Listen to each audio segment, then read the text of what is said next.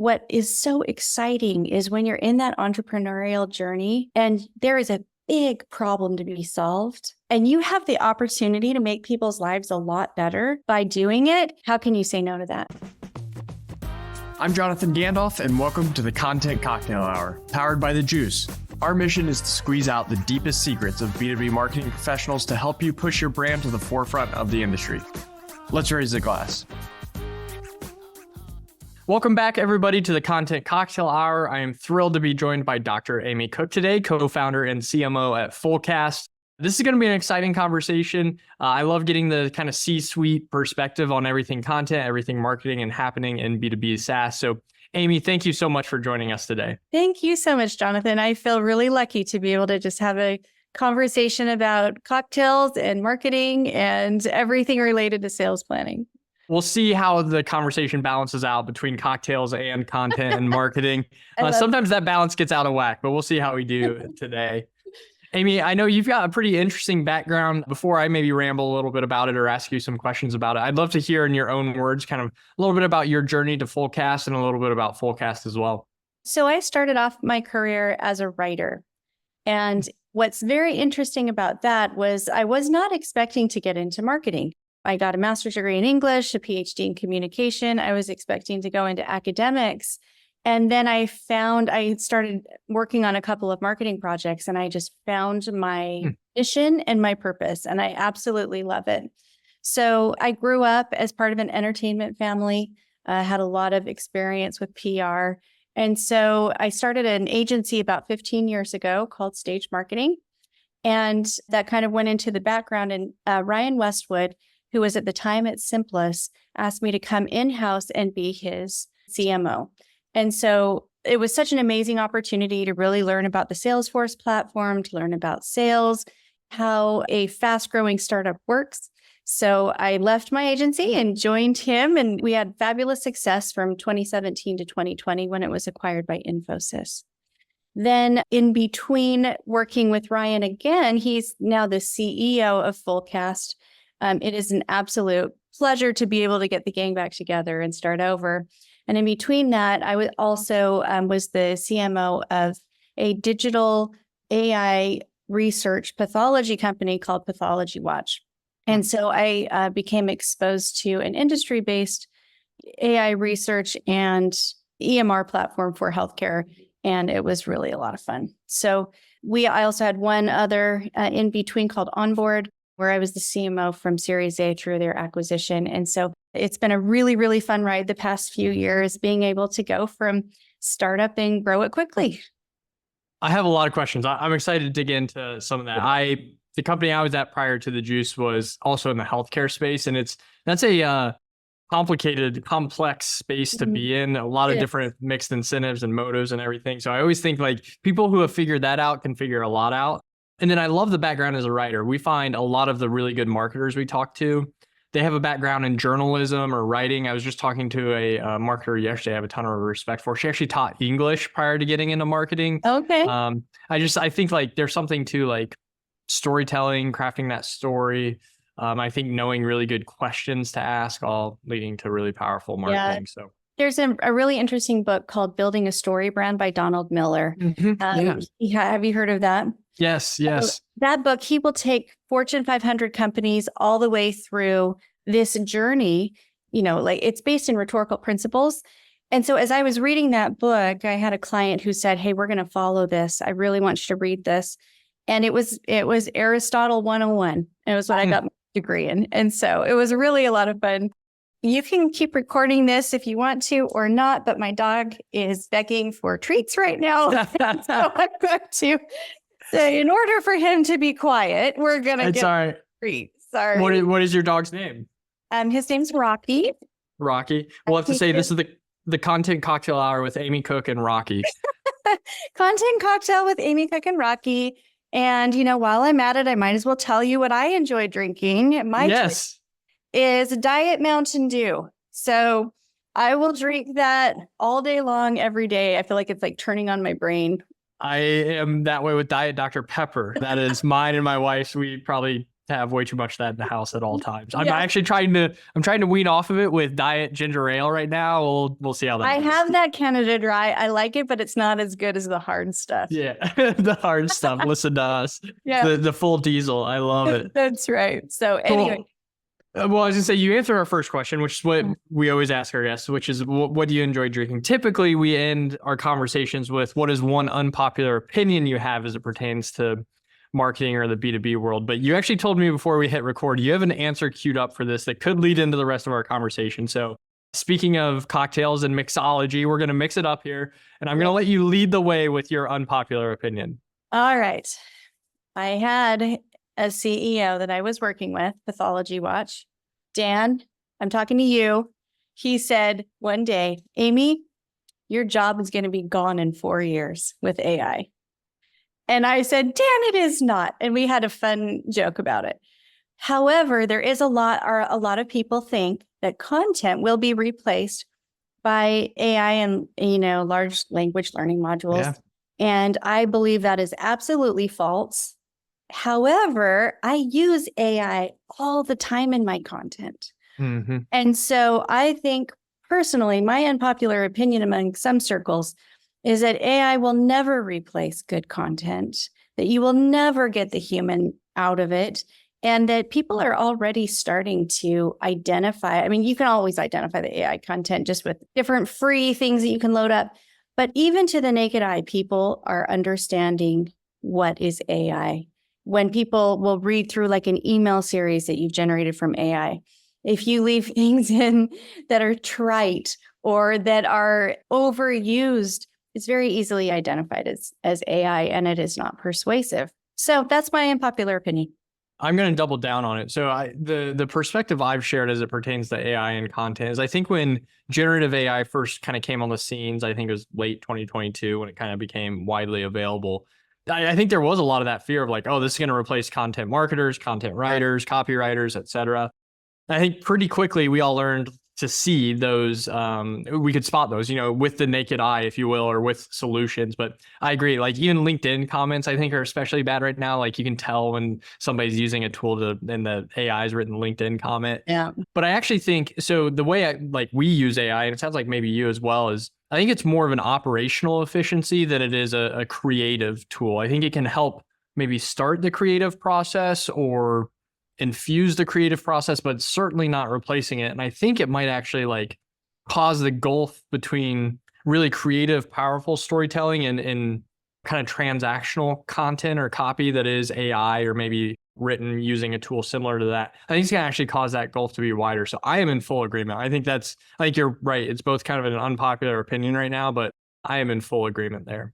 Yeah, I think that's right. It is very interesting to see how you can use it though, because at our agency, we used to go by the hour, right? And we really leaned into the value play where we're like, hey, we're premium content people, but we're gonna be totally transparent with you and help you understand, exactly what time it's taking, right? So we were always trying to get our rate down and our time spent down for our clients. So I hired the very best in the business. I hired mostly journalists who had 10 plus years of experience writing in journalism. I love working with journalists because they can stay on time and on budget, and they have a great knack for storytelling. And so I built a team of journalists, and then we put them on content pieces that were more like business marketing related. And when we used AI as an outline framework, we used it mostly as a double check to make sure that we weren't missing any lines of thought that were within, like maybe we didn't think of this one angle, or maybe we didn't think of this one area. But it has been very helpful for us to be able to reduce the time spent, exactly what you're talking about with operational efficiency. But then you need to have that creativity behind you. I love that perspective. So let's talk about your role now at Fullcast as CMO, and maybe tell us a little bit about Fullcast. And then also I'd be curious from the CMO seat kind of, and everything that's happening with AI, generative AI and content, kind of what is your lens on how Fullcast uses content and kind of from the CMO seat, where you think content sits within the marketing org? Oh, okay. I love that. So Fullcast We do software and services for go-to-market teams. That is our mission. Those are the pain points that we're trying to solve. We're trying to basically take all the pain points along the revenue cycle and solve them. And right now we're doing that. Our go-to-market cloud, it's scenario planning, it's quotas and targets, it's territory, it's routing, it's data hygiene. We've got performance to plan layer through all of it, which is a really interesting play. Most sales planning tools are only basically a spreadsheet in the cloud, and then you have to like execute it somehow somewhere else, right? So this is a very interesting and differentiated solution. And then we have connectors between like Google Analytics, Adobe Analytics, Salesforce that are really important to helping like fill out that circle and remove pain there. And then we've got this amazing sales planning, execution, and performance tracking sandwiched in between two layers. One on the top is Smart Plan AI. We do AI modeling for all of those, what we're calling modules, all of those activities on the sales planning, execution, and tracking side. We use AI. On the bottom of the sandwich, second piece of bread, is what we call Copilot. And we do some amazing automations there, like with Salesforce Policy Engine and ensuring that everything is seamless, automated, tracked, and there's no human error in it. So if you think of that, there's a lot to say about how do you use AI? When is AI going to be helpful for you? When do you need the human touch? When do you need the automations? Will never want to take the human, and especially not the RevOps hero, out of this.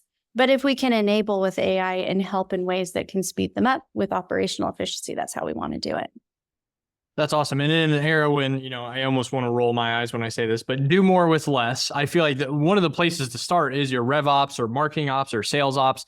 Sounds like that is what Fullcast is helping folks do. We so often get focused when people say do more with less. I think your attention immediately goes to doing more, but I think just doing things more efficiently is really how you do more with less. That's a great point. And I have been, because I'm in marketing, that's the world that I live in. What's your MQL cost? What's your cost per lead? Yeah. It's, $500 going to get it down to $200 or, whatever. It's always how much can you do with this budget that I have? And so when it comes to the RevOps side as well, and the tech stack side as well, there's a huge movement in the industry to cut the tech stack by 20% across the board. And so you have to find tools that can do things like it's harder to find companies who want to spend separately on scenario planning and territories and quota planning and commissions. And so you want to try to find a tool that's best of budget. And if you can get it best of breed like ours, that's awesome. But it allows you to be able to do that more with less. And it enables you to free up the time of your RevOps person so they're not overworked, they're not burned out, the culture's good, the sales team's enabled, everyone's happy. I love that. All right. So I'm curious, we talk to a lot of marketers, a lot of content marketers specifically. Sometimes it's viewed as a brand kind of strategy. Sometimes it's viewed as a demand strategy. Sometimes it's both. Sometimes it's bounced back and forth very recently. At Fullcast, how do you guys think about content kind of in the overall marketing strategy? Okay. In the overall marketing strategy, content is king. It always has been and it always will be, right? Preach. So yeah, absolutely. And I will say that I absolutely love using the juice. I love what you guys are doing. You're talking to the people we want to talk to. You guys provide amazing feedback and amazing, distribution. So I will, be a fan all the time, all day long, every day. I appreciate that. That was not the intent of the question, but I do appreciate it. Well, it's true though, because what I'm going to say next is 60 to 75% of the buyer's journey is done through content before anyone even talks, before a salesperson even talks to you. You are doing almost all of your buyer research before you talk to a salesperson, on average, typically in B2B marketing. And so that makes that content journey so much more important. And what's challenging from a marketer's perspective is being able to have the tools that will track that content journey so you can understand it. So for example, I was just now before I got on this meeting, this podcast, looking at who was on our website this morning. And I found out, well, there were 30 people from Gartner and another 20 people from another enterprise company. And I alerted our salesperson and I was like, time to call them right this moment. And so when you have tools like that, when people are like looking at your content, then it's really helpful. But that content is truly king. It is truly primary in the buyer's journey, especially right now where everything is digital. I love that. No notes, nothing to add. That's perfect. I'm going to clip all of that and shout it to the Right. sky. So I appreciate that. So I'm going to, maybe we can end the conversation on this route. This is kind of co-founder to co-founder. I'm so curious. You've been an entrepreneur previously and been a successful entrepreneur, and you keep kind of finding yourself back in this entrepreneurial seat and journey. Do you just crave that small startup resource constrained environment? That's a great question. I don't crave the resource constrained environment, but I do crave really solving big problems. Mhm. That's what I'm excited about. I love the enterprise motion too. I spent 4 years at Infosys and had a wonderful time. I've worked at North American Healthcare and a bunch of other enterprises as well. But what is so exciting is when you're in that entrepreneurial journey and there is a big problem to be solved, and you have the opportunity to make people's lives a lot better by doing it. How can you say no to that? Yeah, I love that. Now, Well, how do you feel? oh man, How are you doing co-founder to co-founder? I don't know. Maybe I should be laying on a couch for this. I love problem solving as well. This is the second business I've helped start. And yeah, I just love I love the pressure, which maybe that's unhealthy, but I like that there's no wasted energy. You sit in a meeting and every conversation, every decision, no matter how fast, how big, how small, how slow, like every conversation, every action has a very clear consequence that you can see. I've also been at very big publicly traded organizations, and admittedly, they're very valuable and doing really cool things, but you can sit in a meeting there and kind of be like, well, I'm not sure I'm contributing to this. I'm not sure this meeting is absolutely necessary.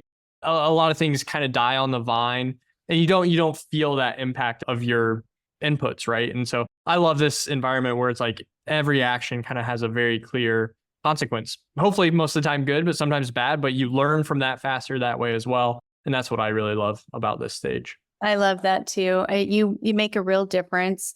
And when you're doing something for good to make people's lives easier and better, like you think about all of the time that we spend in business. Most people spend most of their life or a third of their lives doing business, right? Yeah. And you at the Juice, by creating this amazing platform that makes it easier for all of us to work in, is really benefiting people and benefiting your, lots and lots and lots of people. So it's pretty exciting.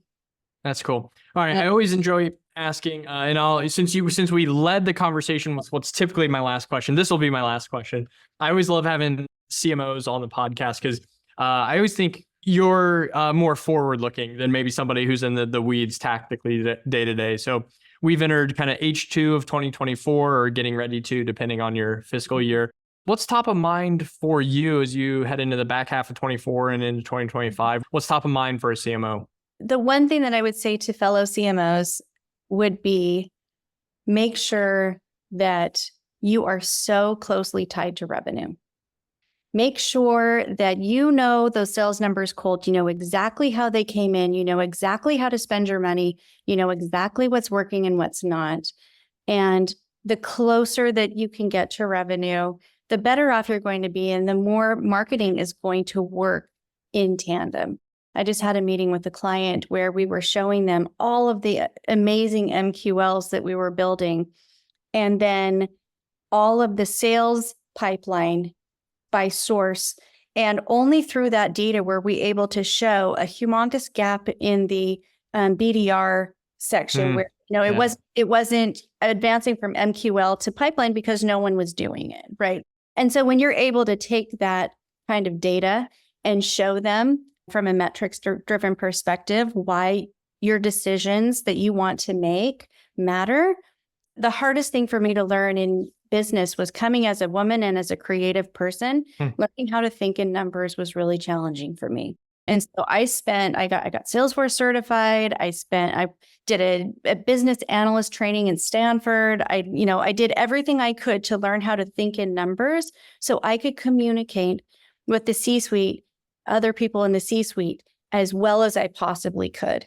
And I think that is a really important thing for CMOs to learn how to do. Sometimes it comes naturally and sometimes it doesn't because of the nature of our split art and science role. Right. What I would say looking forward is, get those numbers dialed, get really close to revenue. I love that. Always, that's timeless advice. And I think especially in a difficult market, I think the closer you are to revenue, the better off you are. So that's a great piece of advice to end the conversation on. Dr. Amy, if people want to learn more from you, or about Fullcast, what is the best way to do that? I would love for you to email me, amy@fullcast.com, or I am very good on texting. 949-813-0182 is my personal cell, and would love to chat with anyone who's interested. Love that. Well, Amy, thank you so much for joining the Content Cocktail Hour. To all of our watchers and listeners, thank you for joining us. Rocky, thank you for the special appearance. And until next time, we'll see you then. Cheers. Thanks so much. Thank you for joining the Content Cocktail Hour powered by The Juice. If you want to see more episodes or more resources curated for your role, join us on app.thejuicehq.com. See you next time, same place. Cheers.